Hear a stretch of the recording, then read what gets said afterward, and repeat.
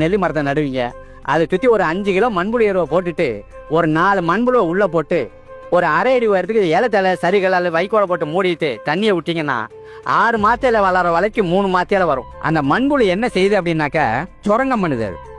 அது சுரங்கம் பண்ணும்போது இந்த பனித்தண்ணி மழை தண்ணி தான் கீழே கீழே கீழே கீழே போகுது. அப்போ அந்த வேர் ஆழமாக போய் பரவலாக போய் நிறைய இடத்துல இருந்து தன்னுடைய சத்துக்களை எடுத்துக்குது. ஆகையினால வலுவாக நிற்குது, நிறைய காய்க்குது, எல்லாம் வேகமாக வளருதுன்னு. மழை நேரத்தில் தண்ணி பாய்ச்சும் போது கரைச்சி கீழே போகிற சத்துக்கள் இருக்குல்ல, அதை மேலே மேலே கொண்டாந்து கொட்டுது. நம்ம யூரியா தாக்கில் 46% நைட்ரஜன் தான் இருக்கு. ஆனால் மூச்சை எடுத்து வெளியில் விடுறீங்க பாருங்க, அதில் 79% நைட்ரஜன் இருக்கு. மூட்டையில் இருக்கிறத கொட்டிட்டீங்கன்னா சாக்கு காலி. ஆனால் நீங்கள் 79% எடுத்துக்கிட்டீங்கன்னா மறுபடியும் 79% இருக்கும். அதான் இயற்கை வழியது. அந்த காற்றுல இருக்கிற நைட்ரஜனை பூமியில் எடுத்து நிறுத்துற வேலையை இந்த மண்புழு செய்யுது.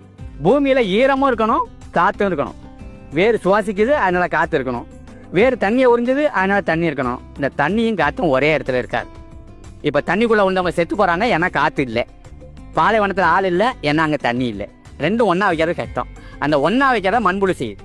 மேலே கொண்டாந்து கொட்டும்போது குருணையாக கொண்டாந்து கொட்டுது. அதில் சின்ன ஓட்டையிலலாம் காற்றும், பெரிய ஓட்டையிலாம் தண்ணி இருக்குது.